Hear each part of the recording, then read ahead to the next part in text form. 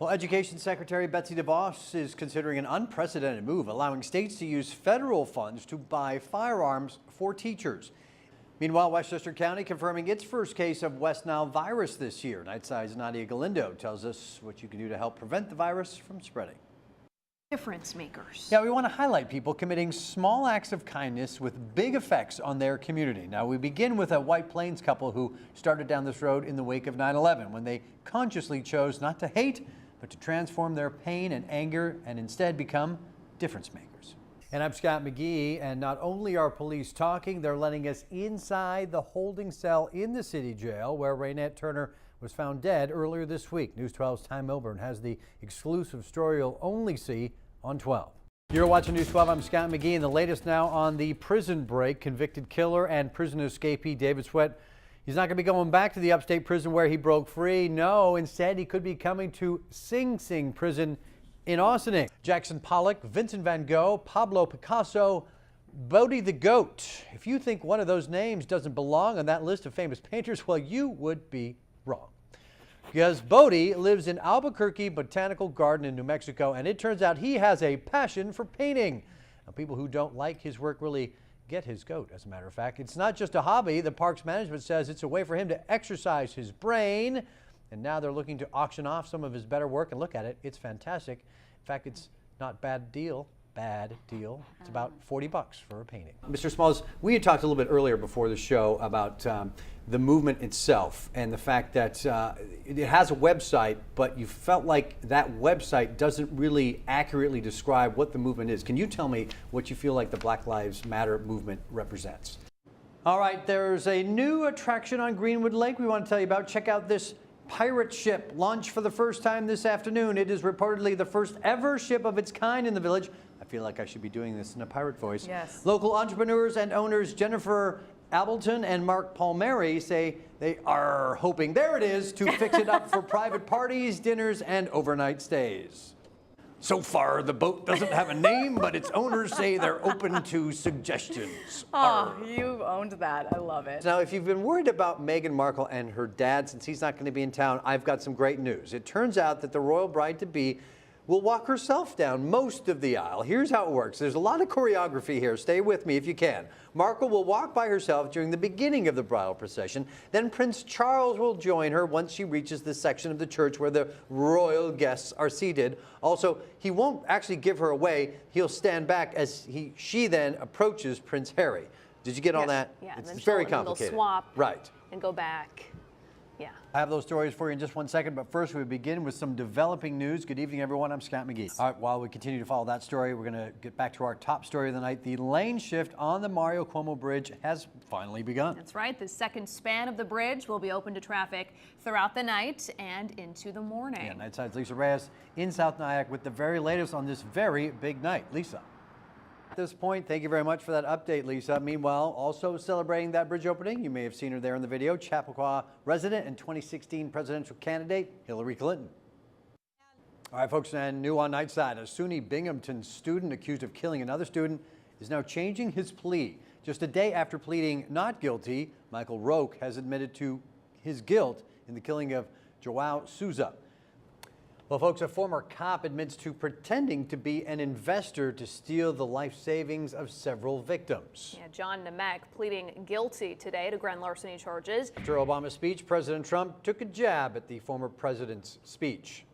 Well, a Hawthorne woman is just thankful to be alive following Thursday's storm, which caused a rather eerie sequence of devastation at her home. Check this out. Look at that car right there. The homeowner tells us around 6 o'clock last night, a lightning bolt struck a massive tree in her backyard.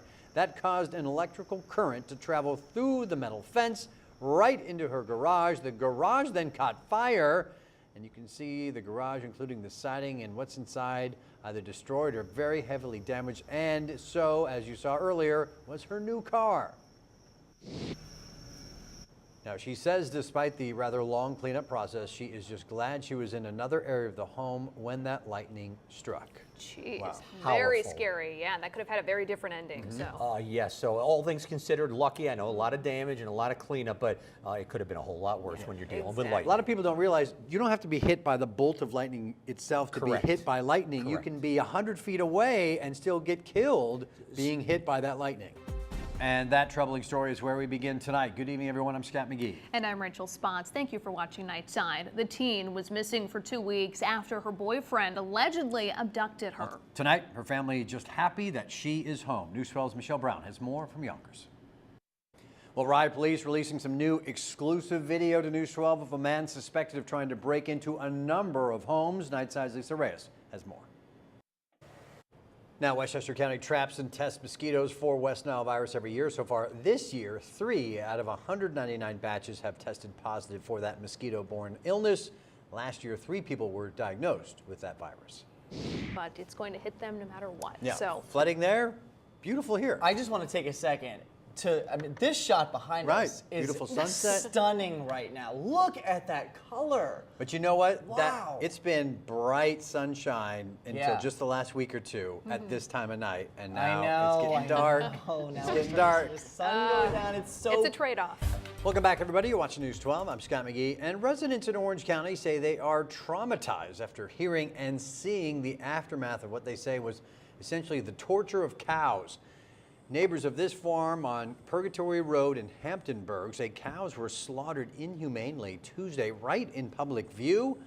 The farm's owners allegedly used a machete, which experts say is not considered a humane device for slaughter under federal law. But local SPCA experts say the house belongs to a Muslim and the slaughter was done during the Islamic holiday of Eid al-Adha, when cow sacrifice is common.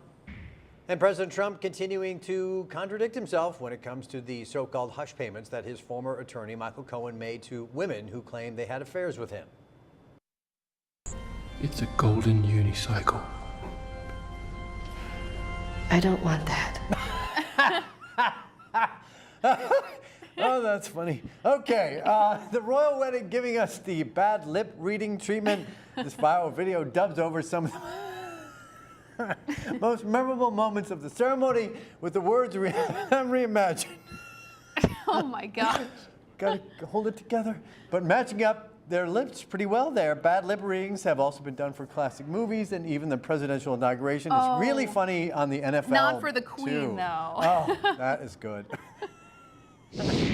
And good evening, everyone. Thanks for joining us on Nightside. I'm Scott McGee. And I'm Marissa Sarback. Rachel Spots has the night off. Now, this is really interesting. She was murdered more than 2 decades ago, and police know who did it.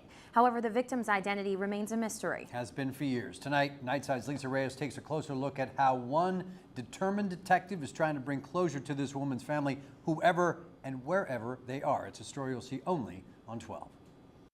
Someone out there knows something. Now, if you may be able to identify this Jane Doe, you can please call the Yonkers Cold Case Unit at the number on your screen, 914-377-7731.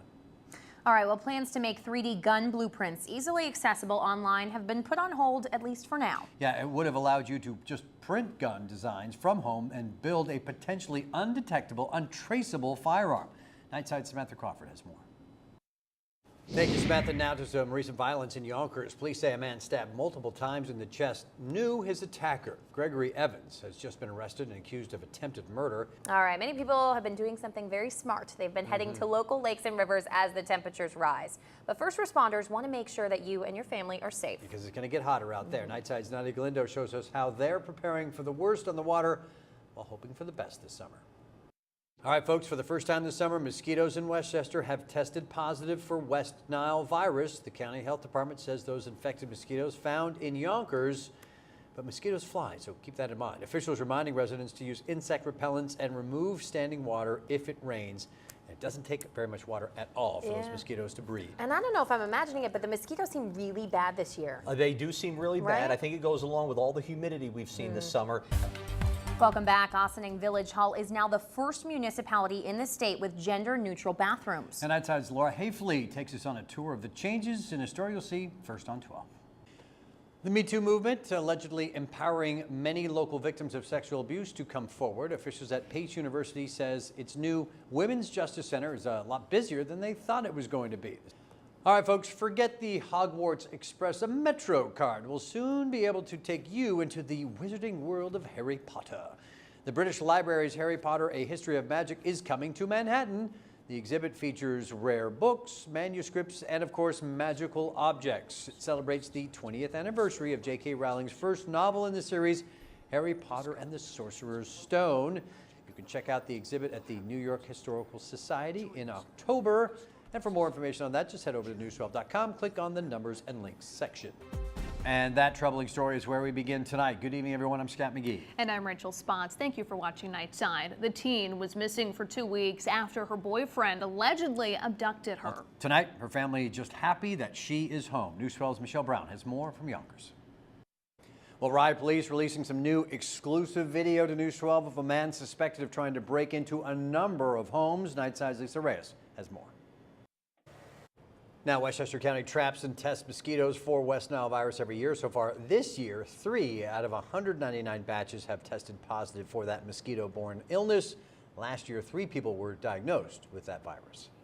But it's going to hit them no matter what. Yeah, So flooding there, beautiful here. I just want to take a second this shot behind Right. us is Beautiful sunset. stunning right now. Look at that color. But you know what? Wow. It's been bright sunshine until Yeah. just the last week or two at this time of night, and I now know. it's getting dark. Now It's getting dark. The sun goes down. It's so. it's a trade-off.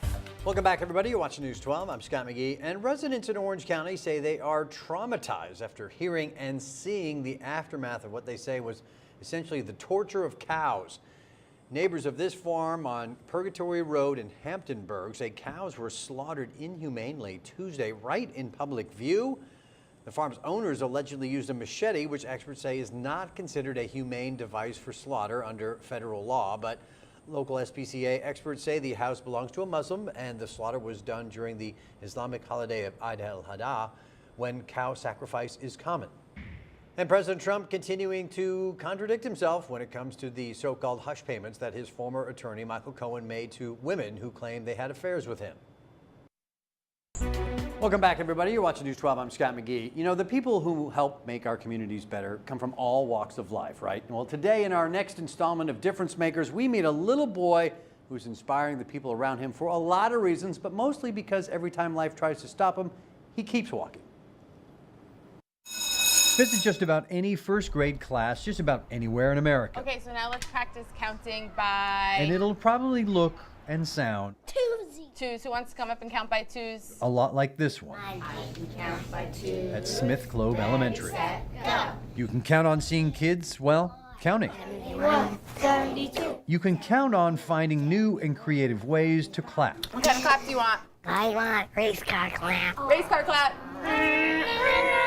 But what I can almost guarantee you won't find anywhere else is meeting a kid like 6-year-old Ethan Chiricelli Gonna be a funny news now. and his ever-present smile. 46, 48. Got this one. I'm gonna show my daddy this. Yes, that smile has made Ethan famous here at Smith Clove, but to understand what makes him so special, we have to go back a few years. Ethan has been through a lot since he was born. Kelly Chiricella gave birth to Ethan and his twin sister Avery at just 27 weeks. Initially, we didn't know if he would even survive. In fact, one day for 30 excruciating minutes, Ethan was in cardiac arrest. At the time, they told us that there's a good chance he would never walk, he would never talk. But his parents learned that day Ethan is a fighter. I never gave up hope with the help of amazing doctors and therapists and, his determination. I'm coming.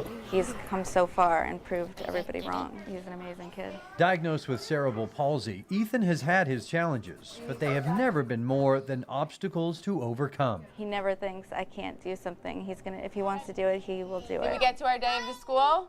Yes, we did. Great job, Ethan. His teacher, Vanessa Shares, has seen it all year. And he never wants help. He doesn't want to hold your hand. I'm walking. He wants to be completely independent. But there was one school tradition in particular on his mind, the 1 mile run. So he was really excited for it, looking forward to the day. Then came the day of the first grade mile run.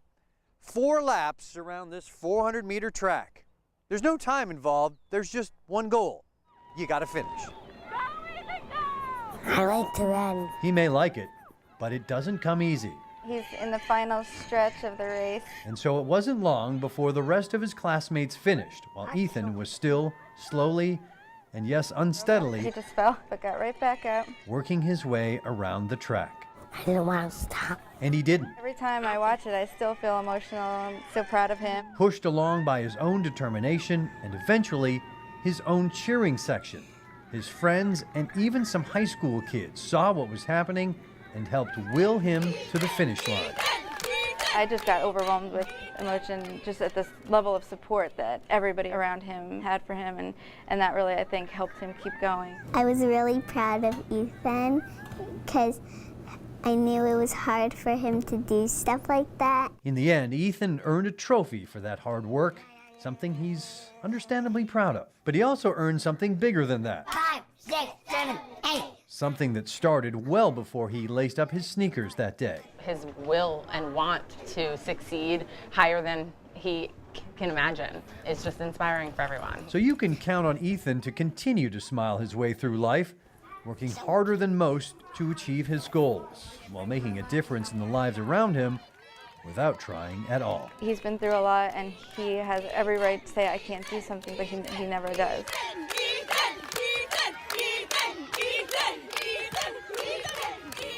All right, folks, that's a tough one to top. But if you know a difference maker like that in your community, please let me know about it. You can reach me, email, Facebook, Instagram, @ScottMcGee12. Go, Ethan. Wow. What an incredible story. I know. What an Isn't he a incredible great kid? That is. I'm glad he didn't have this heat to run in. No. That, Oh my that would have made it goodness. impossible. Yes. Well, He maybe may not not for him. I don't know. Not for him. He may have been the only one to finish. Exactly. Janine, and this is the place right here. This is where Ellen Brody was detoured on a very dark night. She'd never been here before. Headlights coming toward her. She doesn't see us very well. And that's what started this inexplicable and tragic chain of events that have affected so many people. It all started with a detour. 6 lives lost at this Valhalla Railroad crossing when a Metro North train T-boned an SUV that had driven onto the tracks. 5 men, all on their way home during the evening commute, were killed inside that train. 15 more people seriously injured. Multiple injuries, trying to educate everybody down now. The driver of the SUV, 49-year-old Ellen Brody, was killed instantly in the fiery explosion. Brody was on her way to Scarsdale via the Taconic Parkway when she was detoured by a head-on collision that sent traffic onto Commerce Street. When she arrived at this railroad crossing, an intersection she'd likely never used before, the railroad crossing gate came down on her SUV. Brody got out, walked to the back of the car and tried to free it from the crossing gate arm, then got back in, paused, and rolled forward. A process that took about 30 seconds, and that's when train 659, traveling at about 48 miles per hour, collided with the SUV, pushing it 1,000 feet down the tracks. 13 40-foot segments of the third rail entered the first car, causing most, if not all, of the deaths and serious injuries inside the train. If the driver's seat is here, the third rail would have come in behind the driver's seat, sort of at an angle, and by the time it had come through the other side, it's now on top of the right rear tire. Passengers then fled the burning train, most of them walking south into Valhalla, where they waited for a ride home, many not knowing the true seriousness of what happened until they turned on the evening news. And we are still waiting for that final NTSB report on this incident. But Ellen Brody was one of the people involved in this incident. There was another person, the man who was driving behind her. News 12's Tim Cassidy is one of the people who talked to him on that night. And Tim, you've got more on his story. You're watching News 12. I'm Scott McGee. Well, folks, do you remember this scene? That fire scorched Blauvelt State Park in Rockland County some 20 months ago. And then there was this. This was Ulster County just 2 months ago. Frankly, we got lucky we didn't lose any homes here. But according to the experts, the way we manage our forests, they are only fueling the fire.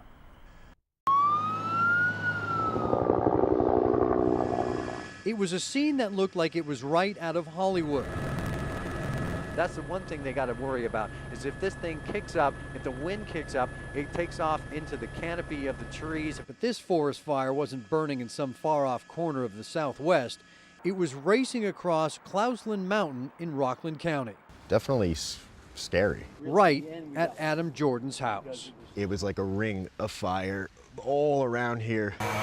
He could only pull out his iPhone and hope. You know, you couldn't sleep, and of course, my family living here is going crazy. They wanted to just like leave. According to the Rockland County Sheriff, the fire started at a popular hangout spot for teenagers with a campfire at a place called Tappan Zee Rock.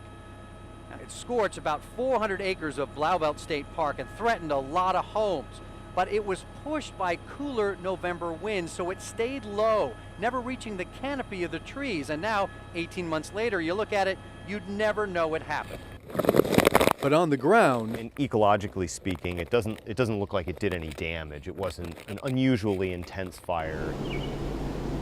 Gabe Chapin is a forest ecologist for the Nature Conservancy. It's his job to monitor fire risk of state forests.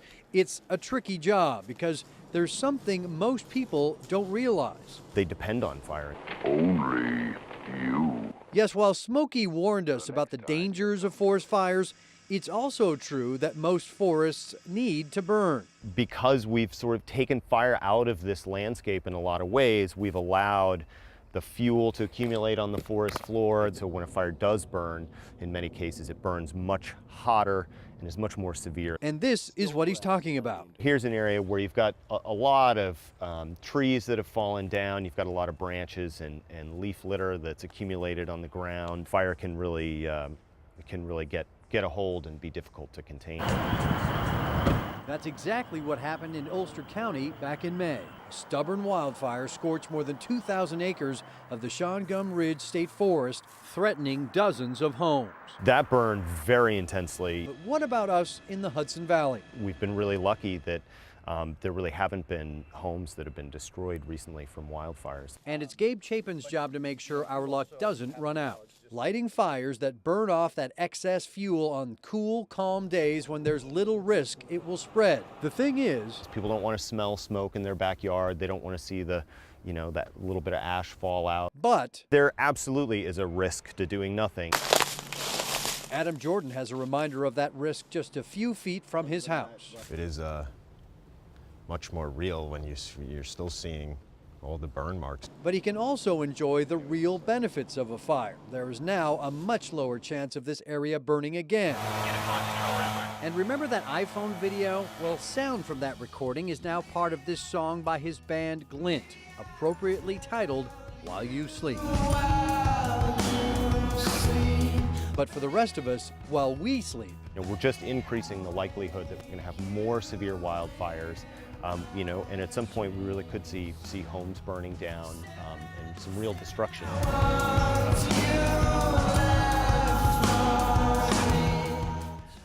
Well, while forest ecologists say a devastating wildfire is pretty unlikely right now, a lack of rain this summer already has the Hudson Valley listed as abnormally dry. You just never know what's going to happen.